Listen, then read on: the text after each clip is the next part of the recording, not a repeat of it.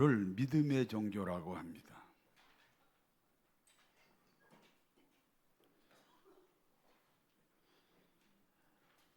기독교가 무슨 종교라고요? 기독교가 믿음의 종교예요. 그러므로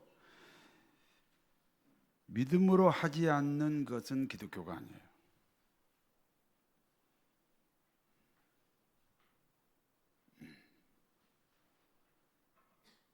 교회에서 봉사 많이 하잖아요. 믿음으로 하지 않으면 그 봉사가 기독교가 아니에요. 마가복음 11장 23절을 같이 읽습니다. 내가 진실로 너희에게 이르노니 누구든지 이 산더러 들려 바다에 던지으라 하며 그 말하는 것이 이루어질 줄 믿고 마음에 의심하지 아니하면 그대로 되리라. 우리 금포교회, 여기는 그레이스 교회예요. 금포교회 앞에서 이렇게 쳐다보면 계양산이 보입니다. 저 계양산을 강화 앞바다로 옮겨지라 이렇게 믿고 기도하면 계양산이 강화 앞바다로 옮겨진다는 겁니다. 믿음으로 기도했다면 옮겨진다는 거예요. 제 말을 듣고 어떤 분이 이렇게 질문합니다. 목사님, 믿고 기도했는데 계양산이 여전히 그곳에 있는데요? 아니, 계양산이 강화 앞바다로 옮겨지라 기도했는데 옮겨지지 않았으면 믿음으로 한 기도가 아니라니까요.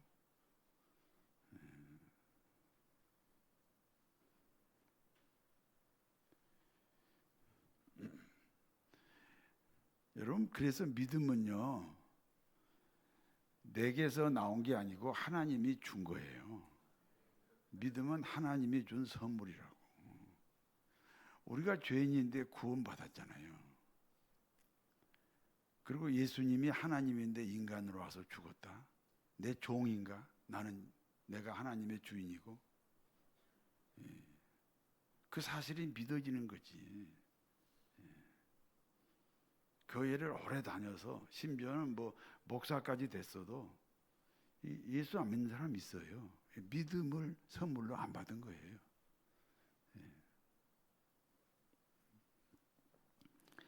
이집트는요, 이슬람 국가입니다. 이집트가 이슬람 국가이기 때문에 이집트 안에서는 다른 종교를 가질 수 없습니다. 그런데 이집트 안에 기독교 인구가 10%나 됩니다. 이집트 안에 10% 기독교인을 콥트 교단이라고 합니다.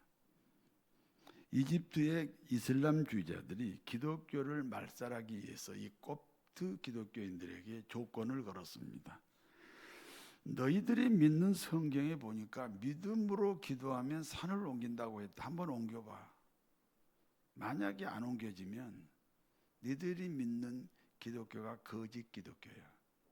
그래서 개종을 해. 아니면 다 죽이겠다.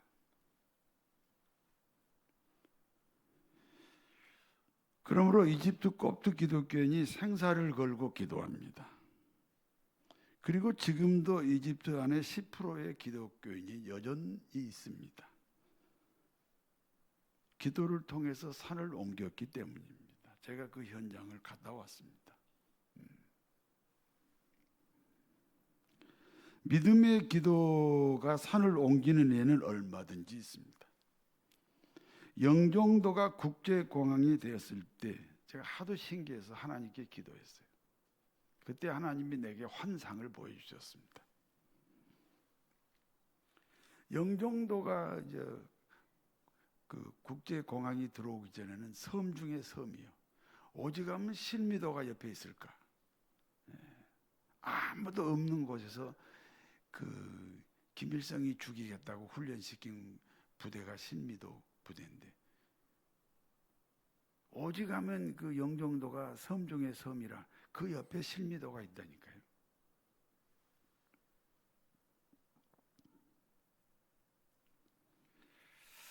그래서 담임 목사님이 부임하고 교인들하고 정이 들 때쯤 되면 다른 곳으로 갑니다. 이번에도 교인들하고 정이 잔뜩 들었는데 목사님이 육지교회로 가신다는 겁니다. 그래서 그 교회 권사님이 눈물로 기도합니다. 하나님, 다음부터는 우리 목사님 부임하시면 떠나지 않게 해주세요. 하나님이 그 권사님의 기도에 응답하셨어요. 영종도에 국제공항이 들어왔으므로 국제도시가 됐습니다. 국제도시에 있는 교회 목사님은 절대로 교회를 떠나지 않습니다. 하나님은 그 권사님의 기도 때문에 영종도에 있는 여러 개의 섬을 옮겨버렸습니다.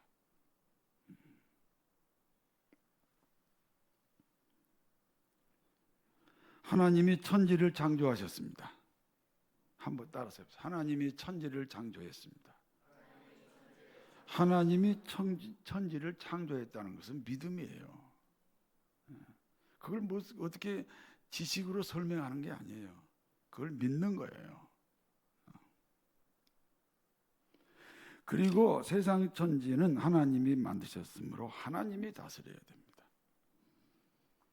그러나 하나님은 자신이 만든 세상이지만 자신이 다스리지 않습니다. 대리자를 세워서 다스립니다. 그 대리자가 인간입니다.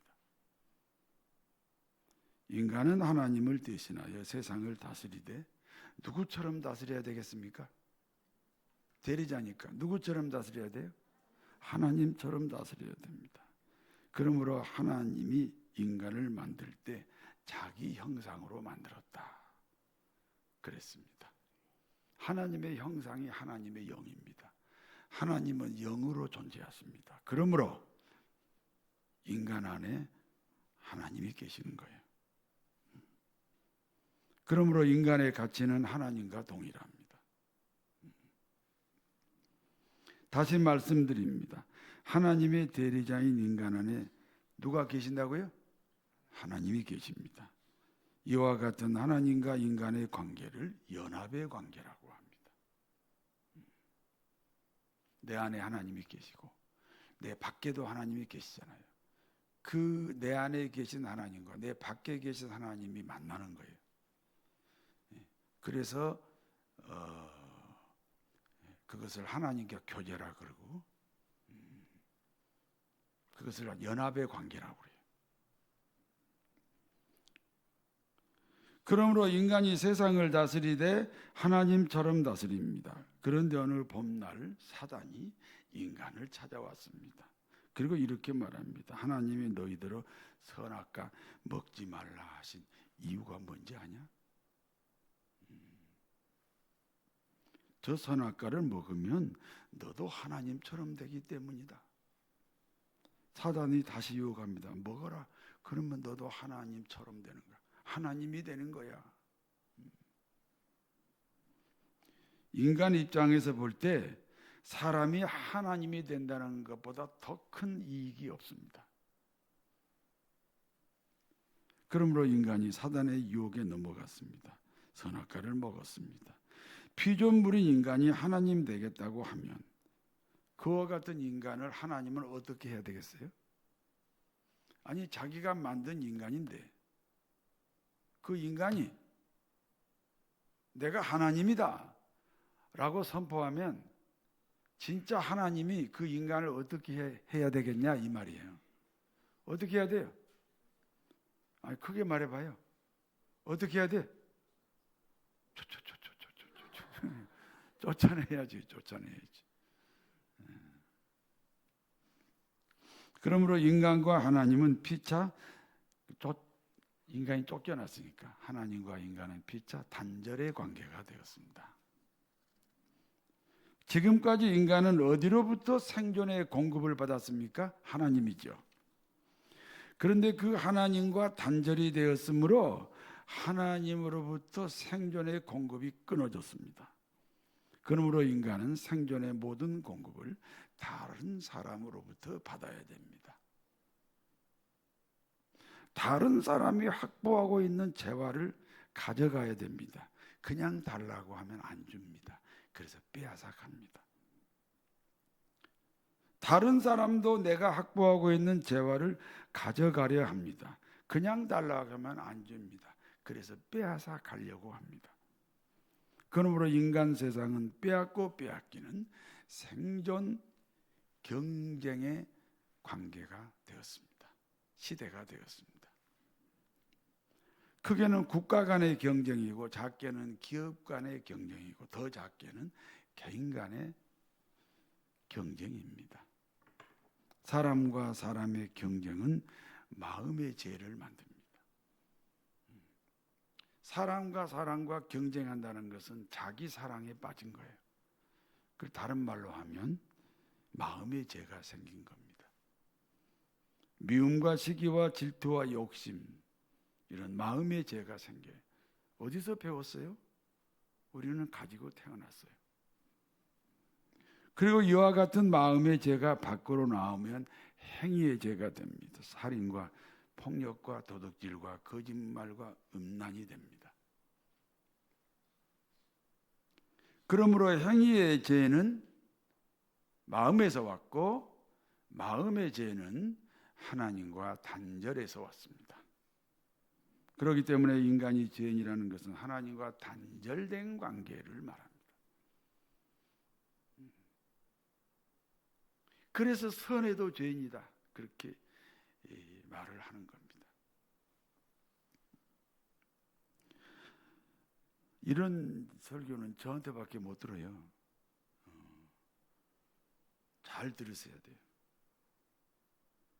그러므로 사람이 살다가 죄를 짓는 것이 아닙니다. 죄를 가지고 태어납니다. 하나님과 단절되었으므로 하나님 없는 인생입니다. 하나님 없는 인생으로 살다가 죽으면 어디로 가요? 어디로 가?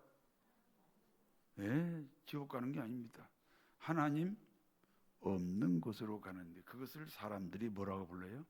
지옥이라고 부르는 겁니다. 그러므로 우리 기독교가 말하는 죽음은 지옥을 말하는 거예요. 한번 이 세상에 만들어지는 것은 절대 없어지지 않습니다. 나무가 불에 태워지면 다른 모양으로 바뀌는 거죠. 육체는 흙으로 만들었으니 흙으로 돌아가고, 영혼은요 없어지는 게 아니에요. 어디론가 가야 돼. 하나님 없는 인생으로 살다가 죽으면 하나님 없는 곳으로 가요. 그게 지옥이에요. 그리고 그걸 죽음이라고 그래요.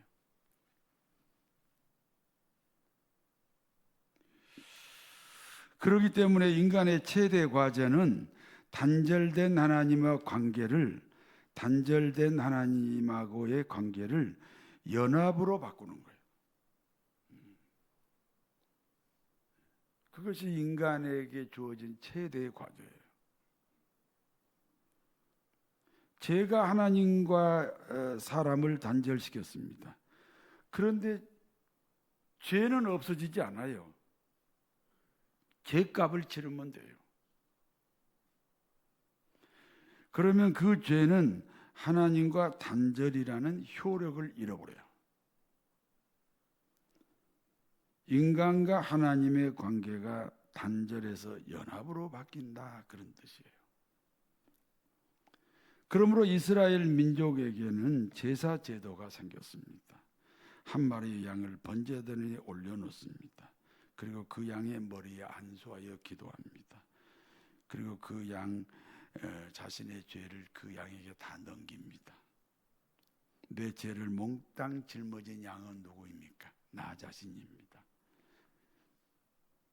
그리고 그 양을 죽여요. 누가 죽었어요? 내가 죽었습니다.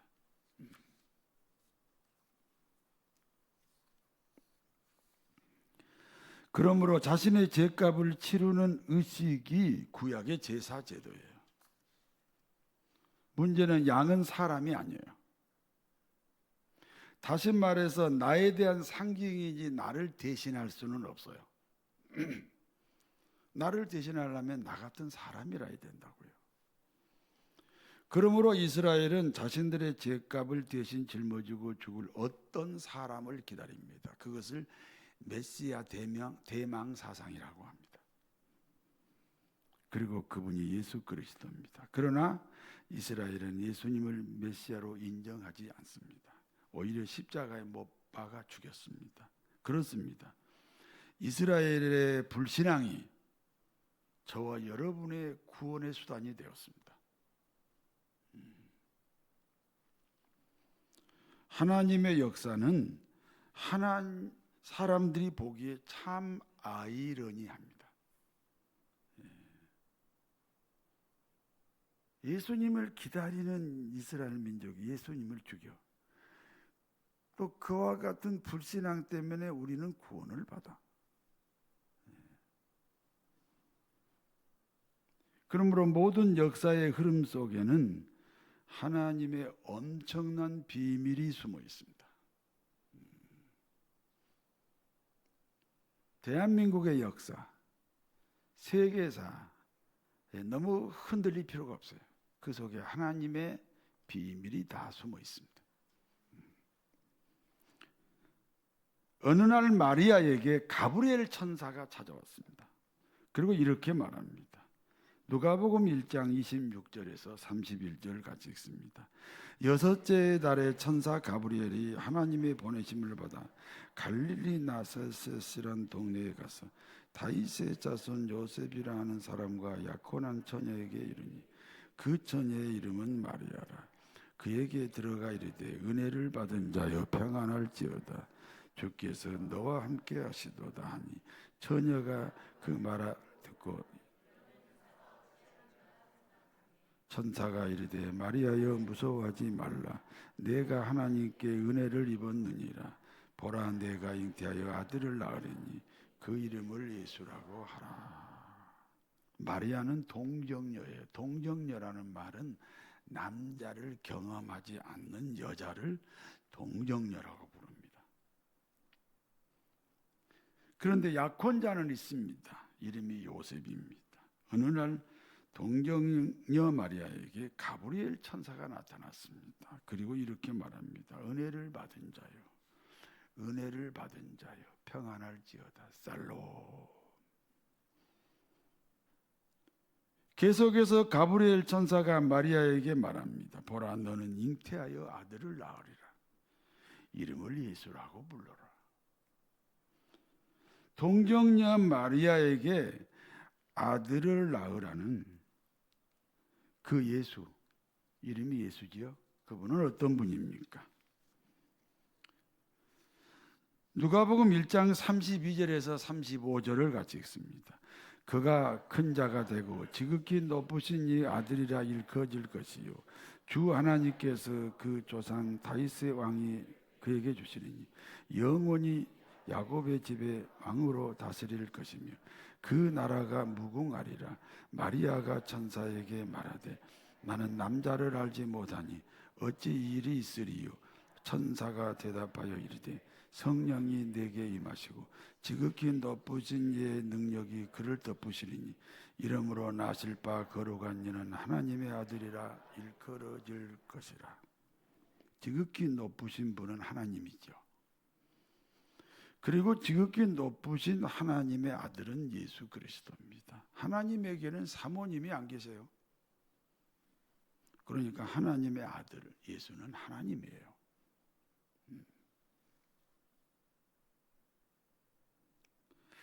하나님이신 예수님이 동정녀 마리아에게서 태어나신다는 겁니다. 마리아는 자신에게서 하나님의 아들이 태어난다는 사실을 이렇게 말합니다. 나는 남자를 알지 못합니다. 그러므로 그런 일이 있을 수 없습니다. 천사가 다시 말합니다.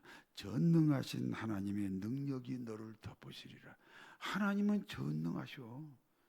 그래서 그 일이 이루어질 거야. 그때 마리아가 대답합니다. 주여 나는 주님의 여종입니다.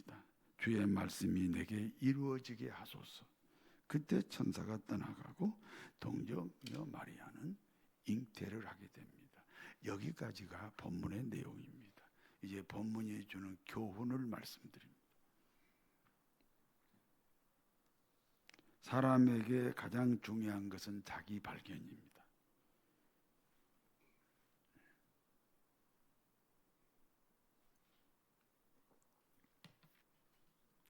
사람이 죄를 짓지 않는다는 것은 행위의 죄를 가리켜요. 난 죄 없어요. 난 죄 안 지어요. 그 말은 행위의 죄를 짓지 않는다. 살인, 도둑질, 거짓말, 폭력 그런 걸 안 했다 그 말이에요. 제가 여러분에게 질문합니다. 나는 죄 지은 적이 없다. 그런 여러분에게 내가 질문합니다. 안양교도소에 수감된 살인자가 있습니다. 안양교도소에 수감된 어떤 살인자의 환경이, 그 살인자의 환경이 그대로 여러분의 환경이었으면 여러분은 어떻게 살았겠어요? 그 안양교도소에 수감되어 있는 그 살인자의 어머니가 내 어머니, 아버지가 내 아버지, 어린 시절이 내 어린 시절, 성장 모든 과정, 환경, 모든 것이 그 살인자의 그 환경이 그대로 내 환경이었으면 나는 어떻게 살았겠냐? 나도 안양교도소에 살인자로 수감되어 있을 겁니다. 그것이 자기 발견이라는 거예요.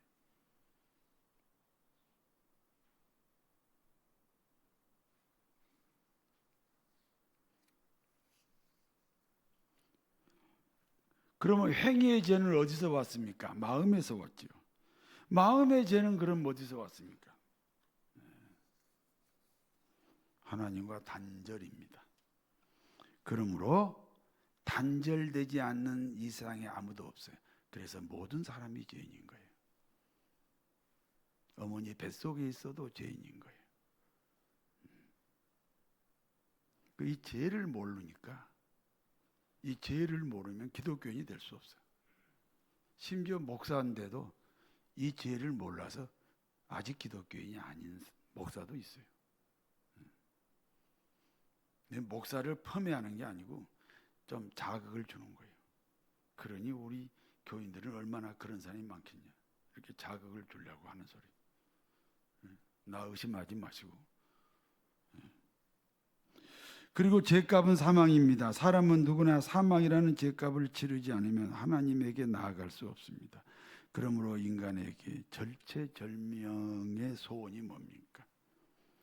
누군가 나를 대신하여 내 죄값으로 죽을 수 있는 사람이 필요합니다. 내가 사람입니다. 그러니까 나를 대신하려면 나 같은 사람이라 해야 됩니다. 그리고 죄는 없는 사람이라 해야 됩니다. 그래서 하나님이 인간으로 오신 거예요.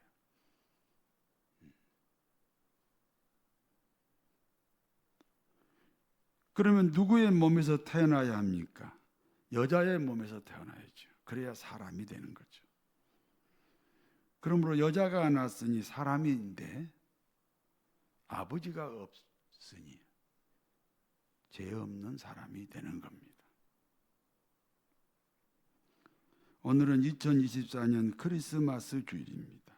성탄을 기념하는 것은 절간에서도 합니다. 이단들도 성탄절 기념합니다. 술집에 가면 가장 성탄절을 화려하게 기념합니다. 국가에서도 성탄절을 공휴일로 정하고 기념합니다. 그러나 교회가 기념하는 성탄절과 세상이 기념하는 성탄절은 같을 수가 없습니다.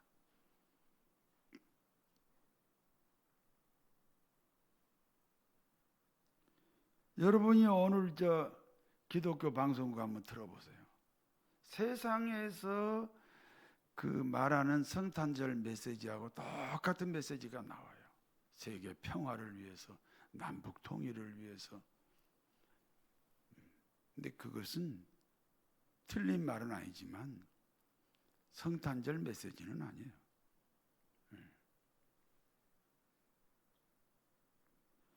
당시 처녀가 잉태하면 어떻게 됩니까?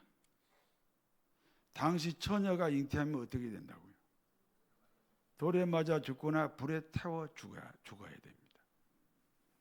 마리아는 처녀입니다. 하나님의 말씀을 받아들이면 돌에 맞아 죽거나 불에 태워져 죽어야 됩니다. 하나님과 인간은 무슨 관계라고 그랬죠? 인격 관계라고 그랬어요. 마리아가 허락하지 않으면 예수님은 마리아 안으로 들어갈 수 없습니다.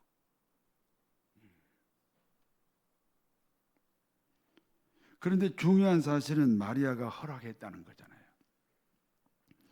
마리아는 무엇 때문에 처녀의 몸으로 아들 낳는 문제를 허락을 했나요? 하나님의 뜻이기 때문입니다. 하나님의 뜻을 이루기 위해서는 돌에 맞아 죽을 수도 있고 불에 태워져 죽을 수도 있다는 거예요.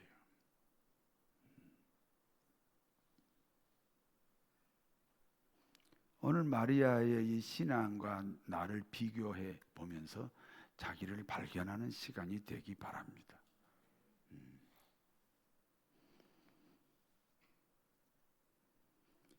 하나님의 뜻을 이루기 위해 돌에 맞아 죽을 수도 있고 불에 태워져 죽을 수도 있다. 이것이 마리아 신앙이에요. 그와 같은 마리아의 신앙이 인류 구원의 출발이 되었습니다. 그래서 우리들의 크리스마스는 마리아의 크리스마스가 되어야 합니다.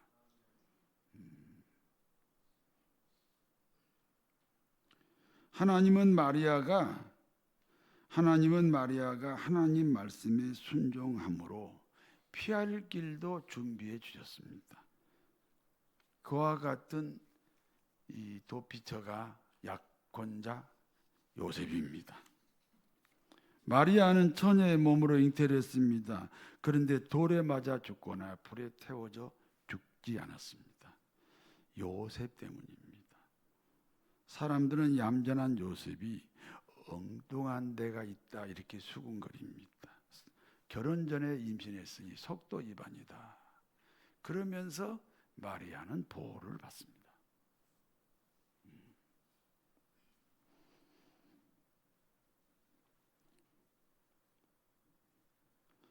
하나님은 순종하는 자에게 피할 길을 주신다는 사실을 기억하시기 바랍니다.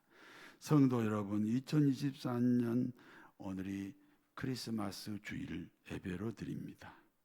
마리아처럼 가난한 마음, 부러진 마음으로 주님을 마음에 모셔야 합니다. 그러면 주님이 아기 예수로 내 안에 들어오십니다. 그리고 그분과 함께 동행하게 됩니다. 갈릴리도 함께하고 사마리아도 함께하고 예루살렘도 함께합니다. 그리고 골고다 십자가에 함께합니다. 무덤에도 함께 내려가고 3일 후에 부활도 함께 부활이 이루어집니다. 지금은 성령으로 오신 예수님과 여전히 함께 있습니다. 그것이 이와 같은 고백이 2024년 여러분의 성탄절이 되시기를 바랍니다. 그리스도인에게 가장 중요한 것은 자기 발견이라 그랬습니다.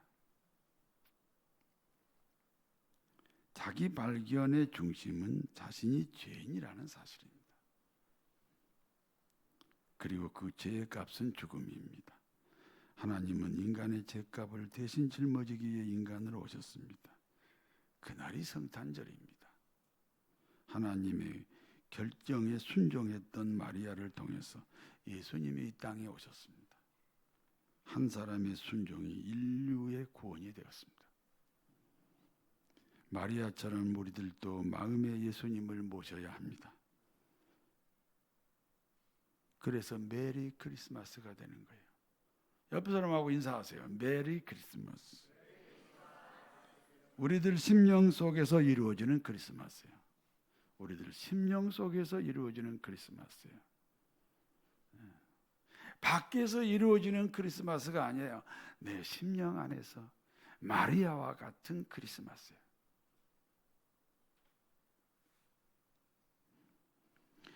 그리하여 전능하신 하나님의 역사가 여러분 안에서 풍성하시기를 진심으로 축원합니다. 전능하신 하나님,